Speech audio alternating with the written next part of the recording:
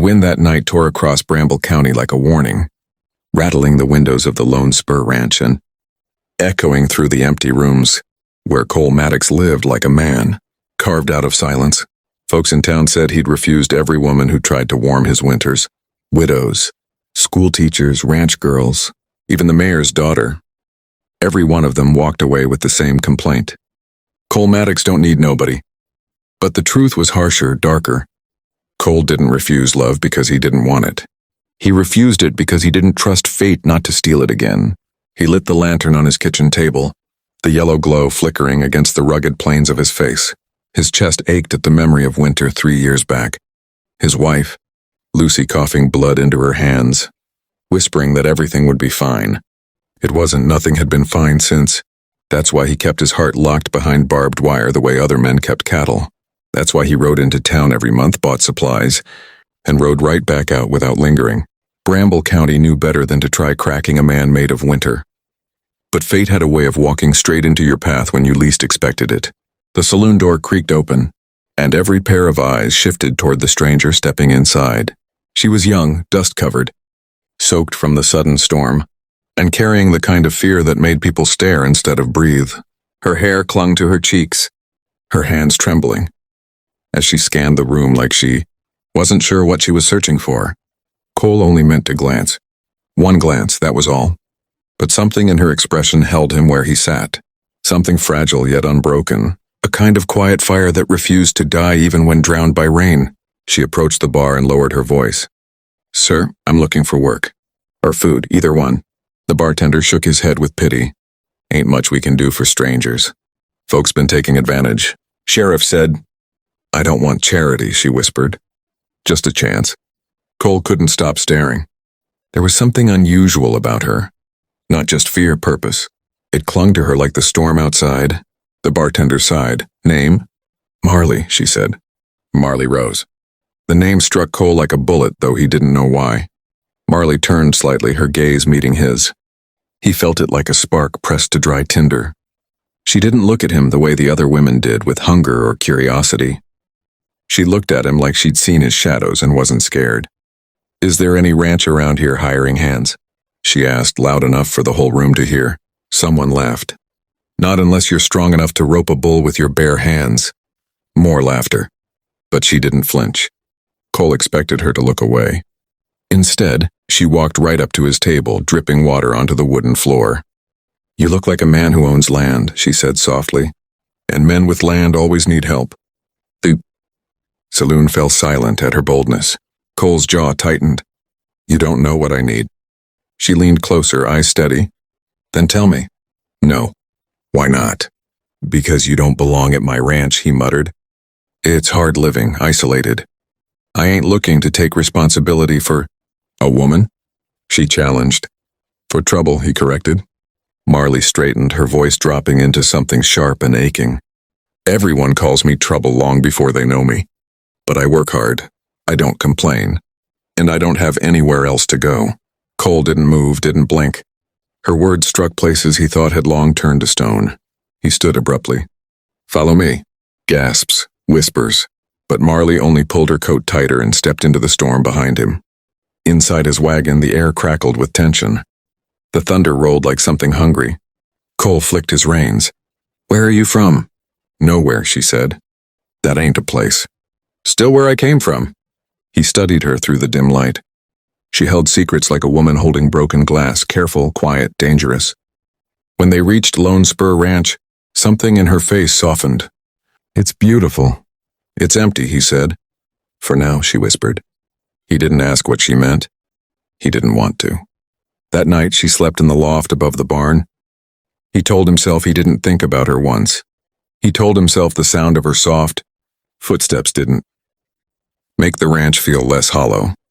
He told himself he didn't check the barn twice to make sure she was warm. All lies. Days passed. Marley worked harder than any ranch hand he'd hired. She lifted what she shouldn't have been able to lift, fixed fences with bleeding palms, chased runaway calves with fire in her eyes. She didn't break. She didn't even bend. And slowly, terrifyingly, she warmed places in him he swore would stay frozen forever. But something else was happening too. Cole caught her watching the horizon at dusk, tension in her shoulders. He saw her flinch at the sound of horses approaching from far away. He noticed she kept a small knife hidden in her boot. He didn't ask. He wasn't sure he wanted to know. Then one night, as the cold gnawed through the cracks in the cabin walls, Marley knocked on his door. Her voice was barely above a whisper. "Cole, can we talk?" He hesitated, then opened the door. She stepped inside, soaked from another storm. Lightning lit the fear on her face. "Are you running from someone?" he asked quietly. Her breath trembled. "Yes." "Who?" "The men who think they own me." He felt his blood turn to fire. "Marley." But she lifted her chin. "They're coming." "How do you know?" She swallowed hard. "Because I didn't leave quietly." A horse screamed in the distance. Cole grabbed his rifle. "You should have told me sooner." "I didn't want trouble to follow me here." "Well," he growled, loading the chamber, "it did. And now it's my trouble." Her eyes widened, not in fear. Into something else entirely. Something like trust. Outside, 3 riders were approaching fast. Marley grabbed his arm. "If I stay, they'll hurt you." He looked down at her hand on his sleeve. "I ain't letting them take you." "They won't stop," she whispered. "They'll burn this place to the ground." "Then let 'em try." The riders halted in front of the porch. Their leader spat into the dirt. "We're looking for a girl." Cole stepped forward, rifle pointed without shaking. "Ain't no girl here belongs to you." The man smirked. "Everything in this county belongs to men like us." "Not tonight." The gunfight was short but brutal. The first attacker fired wild. Cole dropped him with 1 shot. The second charged, but Marley, fury blazing, knocked him off his horse with a shovel. The third tried to escape, but Cole caught him, slammed him to the ground, and growled into his ear, "You ever come back and you'll leave in a coffin." The men fled into the night, their terror swallowed by thunder. When the storm settled, Cole turned to her, breath ragged. "You ain't safe out there. And I ain't letting you run anymore." Her voice cracked. "Why?" "Because losing you," he swallowed hard, "feels like losing Lucy all over again. And I can't survive that twice." Tears filled her eyes. "Cole." He stepped closer. "You came here looking for work. But I think fate sent you for something else." Her hands shook as she reached up, touching his chest. "And what's that?" "A reason to live again." Silence, warm, trembling. Then she said the words that stopped his heart. "Cole, do you want a wife? Or another winter alone?" His breath caught like a lasso around his ribs. Marley wasn't offering safety. She wasn't offering comfort. She was offering a life, messy, risky, terrifying. He cupped her face. "I want you." She exhaled a shaky breath, eyes shining with hope and fear. "Then you'll have me." And for the first time since Lucy died, Cole Maddox felt the ice inside him finally, blessedly melt. The town erupted with rumors the moment sunrise touched the rooftops. Some said the mysterious woman working at Lone Spur Ranch had bewitched Cole Maddox. Others claimed she was a fugitive trying to trap him. Some even whispered he'd lost his mind entirely. Cole didn't care. Let them talk. Let them choke on it. He woke early, found Marley asleep near the window of the guest room, sunlight brushing her cheek like a gentle hand. He paused there longer than he meant to. She looked peaceful in a way he rarely saw, free from fear, from running, from watching the horizon for shadows. He brewed coffee but kept glancing toward the stairs, expecting her to appear. When she didn't, he went to check on her. She stared out the window, eyes troubled. "They'll come back," she murmured. "Let 'em," he said. "We'll be ready."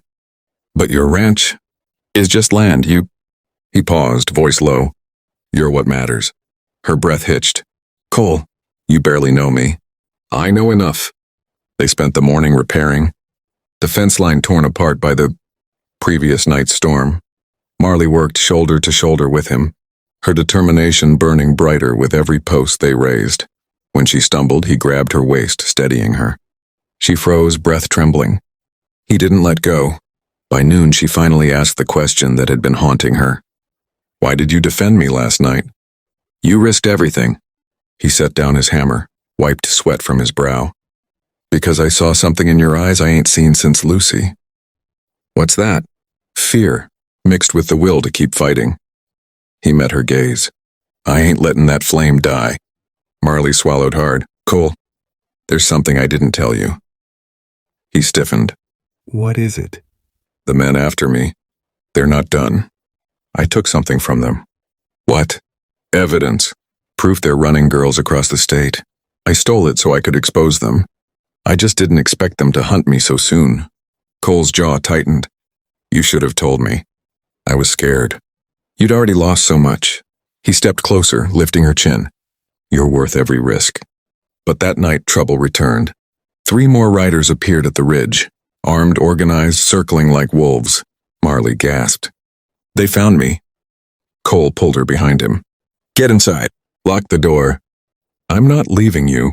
Marley, go. But she didn't. Instead, she pressed her lips to his cheek, trembling. If we die tonight, at least I wasn't alone. He felt the words like a brand to his soul. The riders charged. Cole fired first, dropping one. Marley grabbed her knife, slicing the reins of another's horse, sending both tumbling. The third dismounted, swinging a rifle toward Marley. Cole tackled him, rage exploding like wildfire. The fight was brutal, fists and fury in the mud until the man finally yielded, coughing blood. You ain't taking her, Cole growled. We don't need her, the man spat. We already found what she stole. Marley froze. What? The man smirked. Your friend in town sold you out. Before Cole could react, the man fired a hidden pistol. The crack split the night. Marley screamed. Cole dropped to his knees, pain slicing through his shoulder. Blood ran hot across his shirt. No, Marley grabbed him, sobbing. Cole, no, please. He gripped her wrist. I'm not leaving you. Fueled by terror and love, Marley grabbed the attacker's own gun and fired. The shot echoed into silence. She helped Cole inside, tears streaking her cheeks as she bandaged his wound. You could have died. He cupped her face weakly. Worth it. Why? She whispered, voice breaking. Because I ain't choosing another winter alone, he breathed. Not when I found the woman meant to thaw it. Her tears fell onto his chest. I love you, she whispered. His heart stuttered. Say it again. I love you. He pulled her close with his one good arm. Then stay here. Stay with me. I will, she promised. I'm done running. By dawn, the sheriff arrived. Following the trail of bodies and bullets Marley left behind. When he heard everything, saw the evidence Marley carried, he promised protection, a trial, justice. But Marley stayed at Lone Spur. Weeks passed. Winter softened. The ranch felt alive again. And one night, beneath the quiet glow of lantern light, Cole took her hands. Marley, you once asked me a question. She smiled softly. Yes, and you never answered. He swallowed hard, voice thick with emotion. I want a wife. Her breath caught. I want you. Tears filled her eyes. Then you'll never spend another winter alone. And with that whispered vow, the man carved out of winter finally, found the fire that would carry him through, every storm still to come.